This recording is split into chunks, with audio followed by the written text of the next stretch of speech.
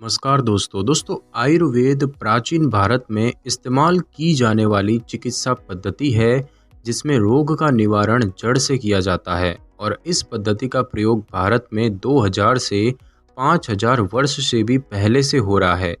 आयुर्वेद इलाज से अधिक उसकी रोकथाम पर ध्यान देता है। माना जाता है कि प्रत्येक व्यक्ति में ऊर्जा होती है जो उसके मानसिक और शारीरिक स्वास्थ्य को नियंत्रित करती है।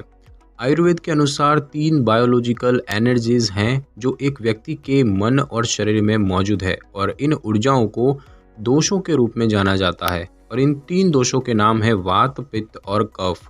माना जाता है कि ये दोष 5 मूल तत्वों से उत्पन्न होते हैं जिन्हें पंचभूत कहा जाता है: पृथ्वी, जल, अग्नि, वायु और आकाश। इन दोषों की प्रबलता या सहप्रभुत्व एक व्यक्ति की स्वाभाविक विशेषताओं को निर्धारित करता है।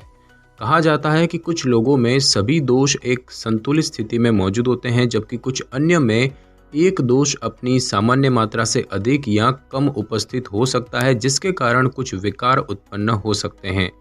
दोष एक ही स्थिति में नहीं रहते क्योंकि वे गतिशील हैं और किसी व्यक्ति के आहार, जीवन शैली और पर्यावरण के कारण बदलते रहते हैं। लेकिन ये माना जाता है कि जब व्यक्ति के दोषों की स्थिति उसके जन्म के समय वाले दोषों की स्थिति के करीब होती है, तब वह उतना ही स्वस्थ होता है। तो आइए जानते हैं कि ये दोष क्या होते हैं और ये किस तरह से व्यक्ति को प्रभावित करते हैं। तो दोस्तों, सबसे पहले तो हम यही जानेंगे कि आयुर्वेद के अनुसार दोष यानी कि देह द्रव क्या होते हैं और उनके कितने प्रकार होते हैं। तो दोस्तों, वात, पित्त और कफ 3 प्रकार की जैविक ऊर्जा या त्रिदोष हैं जो कि व्यक्ति की प्रकृति निर्धारित करते हैं। वे व्यक्ति के शरीर के प्रकार और व्यक्तित्व की विशेषताओं का निर्धारण करते हैं। प्रत्येक दोष में 5 मूल तत्व पृथ्वी, वायु, जल, अंतरिक्ष और अग्नि हैं। ये दोष लगातार बदलते रहते हैं और हमारे द्वारा खाए जाने वाले भोजन, व्यायाम और नींद जैसी दैनिक गतिविधियों और यहाँ तक कि हमारे विचारों से भी प्रभावित होते हैं। 3 दोषों के बीच संतुलन किसी व्यक्ति के अच्छे स्वास्थ्य का निर्धारण करने के सबसे महत्वपूर्ण मानदंडों में से एक है, और इन दोषों में परिवर्तन या असंतुलन व्यक्ति को रोगों की ओर ले जाता है। आयुर्वेदिक ग्रंथों द्वारा वर्णित प्रत्येक दोष के गुण की अगर हम बात करें तो सबसे पहले तो हम यही जानेंगे कि वात दोष क्या होता है। तो दोस्तों, इसके वात के गुण की बात की जाए तो वात का वर्णन करने के लिए आयुर्वेद में जिन शब्दों का उपयोग किया जाता है वे है चंचल, ठंडा, रूखा जैसे कि हवा, पारदर्शी, हल्का और सूखा। बात की जाए दोस्तों इसके स्थान और कार्य की, तो दोस्तों वात को शरीर की गंध, गति, शरीर की गतिविधियों और आवेग में परिवर्तन के लिए जिम्मेदार माना जाता है। वात बहुत महत्वपूर्ण है क्योंकि ये अन्य 2 दोषों को नियंत्रित करता है और शरीर के शारीरिक कार्यों को पूरा करता है। यद्यपि वात शरीर की सभी कोशिकाओं में मौजूद है, शरीर में वात की मात्रा शरीर के विभिन्न स्थानों और अंगों में इसके वितरण के अनुसार भिन्न भिन्न होती है। उदाहरण के लिए वात प्रमुख रूप से जोड़ों, बड़ी आंत यानी कि कॉलन, कान की हड्डियों, कंधे की मांसपेशी और पीठ के निचले हिस्से में देखा जाता है। अन्य अंगों की तुलना में रीढ़ की हड्डी और दिमाग में वात की मात्रा अधिक होती है। वात का प्राथमिक कार्य प्रजनन, श्वसन और लसिका प्रणालियों को नियमित करना तथा शरीर और रक्त कोशिकाओं में उचित रक्त संचरण को बनाए रखना है। वात हार्मोन और न्यूरोट्रांसमीटर के स्त्राव को नियंत्रित करके दिमाग में नव संज्ञानात्मक और संज्ञानात्मक यानी कि ज्ञान संबंधी कार्यों को बनाए रखने में भी मदद करता है। दोस्तों, बात की जाए वात के प्रकारों की तो अपने अपने स्थानों और कार्यों के अनुसार वात के कुछ प्रकार होते हैं। जैसे कि पहला प्रकार है उदान। तो ये नाभिक क्षेत्र, छाती, नथुनों और नाक के मार्ग में स्थित है। ये गुण हमारी चेतना, बोलना, शरीर का तेज, ऊर्जा का स्तर और श्वसन वगैरह को नियंत्रित करने में मदद करता है। दूसरा है समान। तो ये पूरे पेट में मौजूद होता है और भोजन को आत्मसात करने में मदद करता है तथा पाचन और उत्सर्जन को नियंत्रित करता है। अपान की बात करें तो ये आंत संबंधी अंगों, जनन अंगों, मूत्रपथ, नितंब और पेट और जांघ के बीच के अंगों में स्थित है। ये मूत्र, मल, वीर्य का तरल पदार्थ, मासिक धर्म प्रवाह को नियमित करने और बच्चे के जन्म में मदद करता है।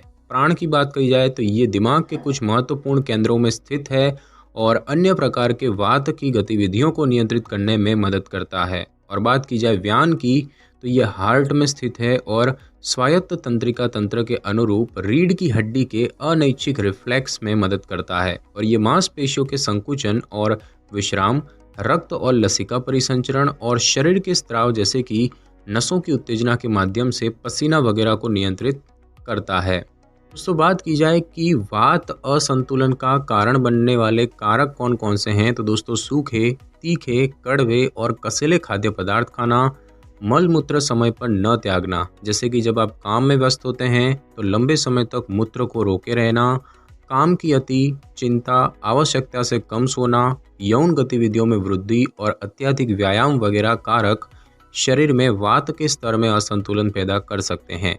सामान्य वात स्तरों में परिवर्तन से शरीर के न्यूरोलॉजिकल सिस्टम में बदलाव होते हैं। और दोस्तों बात की जाए कि वात के असंतुलन के कारण कौन कौन से लक्षण पैदा होते हैं, तो जब शरीर में वात का स्तर बदल जाता है तो कुछ लक्षणों को देखा जाता है, जैसे कि त्वचा का खुरदरापन, अंगों का असंतुलित ढंग से हिलना डुलना, हड्डियों में कैविटी का गठन होना, मुंह में कसेला स्वाद आना, ऐंठन होना, शरीर में तेज दर्द होना और स्त्राव का दमन होना। और अब हम दोस्तों जानेंगे कि पित्त दोष क्या होता है। तो दोस्तों बात की जाए पित्त के गुण की, तो पित्त का वर्णन करने के लिए आयुर्वेद में जिन शब्दों का प्रयोग किया जाता है वे है खट्टापन, नमी, गर्मी, ऊर्जा, तेज और अग्नि। और दोस्तों बात की जाए पित्त के कार्य और स्थान की, तो पित्त का मुख्य कार्य विभिन्न चयापचय की प्रक्रिया को नियंत्रित और शरीर में हार्मोन को नियमित करना है। वात की तरह ही पित्त भी शरीर की सभी कोशिकाओं में मौजूद है, लेकिन इसकी क्रिया और मात्रा अलग अलग स्थानों और अंगों के अनुसार अलग अलग होती है। उदाहरण के लिए यकृत, हार्ट, त्वचा, पेट, अग्नाशय और तिल्ली यानी कि स्प्लीन पित्त के प्रमुख स्थल हैं। पित्त जो है वो प्यास, शरीर की गर्मी, बुद्धि का स्तर, दृष्टि, चयापचय और शांतपन को नियमित करने में मदद करता है। दोस्तों बात की जाए पित्त के प्रकारों की, तो अपने अपने स्थानों और कार्यों के अनुसार पित्त के अलग अलग प्रकार हैं। पहला है साधक, ये हमारे हार्ट में स्थित है और शरीर का तापमान, रंग, जीवन काल और शरीर के तेज को नियंत्रित करता है। दूसरा है आलोचक, ये त्वचा में मौजूद होता है तथा शरीर की नमी, त्वचा के हेल्थ और गर्मी के स्तर को नियंत्रित करता है। उसके बाद है पाचक, ये छोटी आंत और पेट में स्थित होता है और ये शरीर में अग्नाशय और पित्त के रस के गठन को नियंत्रित करता है। उसके बाद होता है ब्राजक, तो ये आंखों में मौजूद है और दृष्टि को बनाए रखने में मदद करता है। और एक होता है रंजक, तो ये यकृत, पेट, अग्नाशय और तिल्ली यानी कि स्प्लीन में स्थित है तथा चयापचय और पाचन को पूरा करने और तिल्ली में रक्त कोशिकाओं के निर्माण में मदद करता है। दोस्तों बात की जाए कि पित्त के असंतुलन का कारण बनने वाले कारक कौन से हैं, तो बहुत गर्म खाद्य पदार्थ, जलन पैदा करने वाले खाद्य पदार्थ और ऐसे खाद्य पदार्थ जो बहुत नमकीन, मसालेदार और चटपटे हों, वो शरीर में पित्त दोष को खराब करते हैं और शरीर में पित्त के स्तर में उतार चढ़ाव चयापचय, एंजाइमेटिक और पाचन तंत्र में परिवर्तन का कारण बनता है। और दोस्तों बात की जाए कि पित्त के असंतुलन के कारण कौन कौन से लक्षण पैदा होते हैं, तो मुंह में खट्टा और तीखा स्वाद, बेहोशी और अत्यधिक पसीना आना, चेहरे और शरीर पर लालिमा और पेट में जलन, गहरे लाल और सफ़ेद रंग को देखने में असमर्थता होना। और अब हम दोस्तों जानेंगे कि कफ दोष क्या होता है। तो कफ के गुण की बात करें तो कफ का वर्णन करने के लिए आयुर्वेद में शांत, मुलायम, नम, पतला, भारी और स्थिर वगैरह जैसे शब्दों का उपयोग किया जाता है। दोस्तों कफ के स्थान और कार्य की बात की जाए तो कफ जो है वो जोड़ों की स्थिरता और शरीर में नमी, सहनशीलता और शक्ति को बनाए रखने में मदद करता है। ये शरीर की दृढ़ता में भी सुधार करता है और शरीर के वजन को आनुपातिक रूप से वितरित करने में मदद करता है। अन्य दो दोषों की तरह कफ शरीर की सभी कोशिकाओं में मौजूद होता है, लेकिन विभिन्न स्थानों और अंगों में भिन्न मात्रा में होता है। उदाहरण के लिए कफ प्रमुख रूप से छाती, जोड़ों, जीभ और दिमाग की श्लेष्म झिल्ली में पाया जाता है। कफ जो है वो शरीर को वसा, त्वचा, नमी, फेफड़े, मल और मूत्र के माध्यम से अतिरिक्त गर्मी से छुटकारा दिलाता है। तो बात की जाए कफ के प्रकारों की, तो अपने अपने स्थानों और कार्यों के अनुसार कफ के कुछ प्रकार हैं, जैसे कि तर्पक, तो ये दिमाग में मौजूद है तथा स्पर्श, गंध, श्रवण, दृष्टि और स्वाद की इंद्रियों को नियंत्रित करता है। दूसरी बात की जाए क्लेदक की, तो ये पेट में स्थित है तथा ये भोजन को नम करता है और पेट को ठंडा करता है। तीसरा प्रकार है अवलंबक, ये छाती में मौजूद है तथा ये शरीर को रक्त, आर्द्रता और तरल पदार्थ की आपूर्ति करने में मदद करता है और अन्य दोषों की अपने कार्यों को करने में सहायता करता है। उसके बाद जो प्रकार है वो है श्लेषक। तो ये जोड़ों में स्थित है और शरीर को चिकनाई प्रदान करता है। और लास्ट प्रकार है बोधक। ये जीभ में पाया जाता है तथा ये मुंह में लार जैसे रस के स्राव को नियंत्रित करता है, जो भोजन को गले से आसानी से गुजरने में मदद देता है।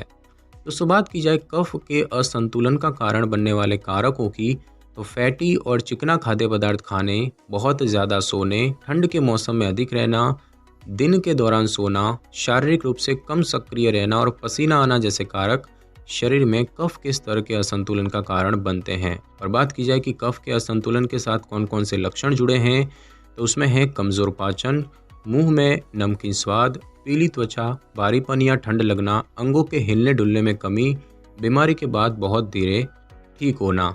और अब हम दोस्तों जानेंगे कि आयुर्वेद के अनुसार व्यक्ति की प्रकृति का अर्थ क्या होता है और व्यक्ति की प्रकृति का प्रकार कौन सा है, यानी कि अपनी प्रकृति कैसे जाने। तो दोस्तों शास्त्रीय आयुर्वेद के अनुसार प्रत्येक व्यक्ति की एक शारीरिक और मानसिक प्रकृति होती है। अधिकांश लोगों के शरीर की एक अलग प्रकृति होती है और कुछ की प्रकृति मिश्रित होती है। आधुनिक औद्योगिकृत समाज और विभिन्न संस्कृतियों और सामाजिक वर्गों के सम्मिश्रण के कारण प्रत्येक व्यक्ति की प्रकृति में परिवर्तन हुए हैं और मिश्रित या दोहरी प्रकृति का गठन हुआ है। कुछ शारीरिक लक्षण हैं जो कि वात, पित्त और कफ दोष की प्रकृति वाले व्यक्तियों में पाए जाते हैं। सबसे पहले बात की जाए वात प्रकृति के लक्षणों की, तो दोस्तों वात दोष का मुख्य गुण होता है सूखापन। आमतौर पर वात प्रकृति वाले लोगों में पाए जाने वाले शारीरिक लक्षणों की बात करें तो वो है पतला शरीर और हड्डियां, मोटी बनावट के साथ गहरे रंग के बाल, सूखे बाल और त्वचा, टेढ़ा चेहरा, कम सहन शक्ति और अजीब पदार्थों से लगाव होना। वात प्रकृति वाले लोगों में आमतौर पर जो मानसिक लक्षण पाए जाते हैं उनमें है अस्थिर व्यवहार, उत्साह, अक्सर चीज़ों को खोना और गलत जगह पर रखना, रचनात्मकता और कलात्मक प्रकृति, संवेदनशीलता और शर्मीलापन, त्वरित सोच और सनकपन, समस्याओं और चुनौतियों से अच्छी तरह से निपटना। दोस्तों वात का असंतुलन तब होता है जब प्राण यानी कि जीवन देने वाली शक्ति वात को नियंत्रित करने में सक्षम नहीं होते हैं। और एक असंतुलित वात वाले लोगों के मानसिक लक्षणों में जो परिवर्तन देखा जाता है वो होता है चिंता, घबराहट, तनाव, भय और उत्तेजना।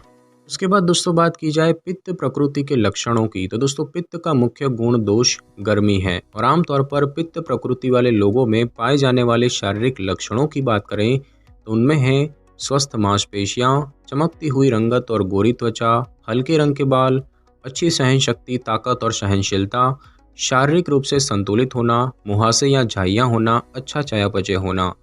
पित्त प्रकृति वाले लोगों में आमतौर पर पाए जाने वाले मानसिक लक्षणों की बात करें तो आलोचनात्मक प्रकृति होना, बौद्धिक गतिविधियों में दिलचस्पी होना, अन्य दोषों की तुलना में बेहतर समझ, बुद्धिमत्ता, तुनक मिजाज स्वभाव, अच्छा भाषण कौशल, अच्छी स्मृति और अधीरता।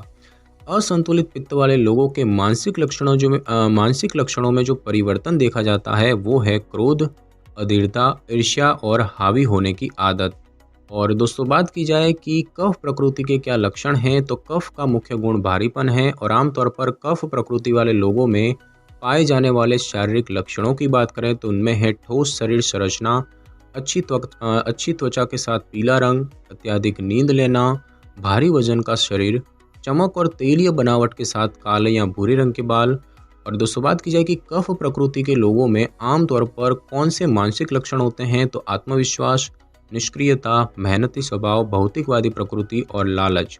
और दोस्तों बात की जाए कि असंतुलित कफ वाले लोगों की विशेषताओं में क्या परिवर्तन होते हैं, तो वो हैं संवाद स्थापित करने में कठिनाई, अवसाद, भूख में वृद्धि, दूसरों पर भावनात्मक रूप से निर्भर होना, सुस्ती होना और घातकता होना। तो दोस्तों आज की इस वीडियो में बस इतना ही। अगर आपको मेरी ये वीडियो और जानकारी अच्छी लगी हो तो वीडियो को लाइक और शेयर कर दीजिए और कमेंट करना बिल्कुल भी ना भूलें। और अगर आप हमारी चैनल पे नए हैं तो चैनल को कर लें सब्सक्राइब और बेल आइकन के बटन को ज़रूर क्लिक कर लें ताकि मेरी नई वीडियो की नोटिफिकेशन सबसे पहले आपको मिल सके। Thanks for your time.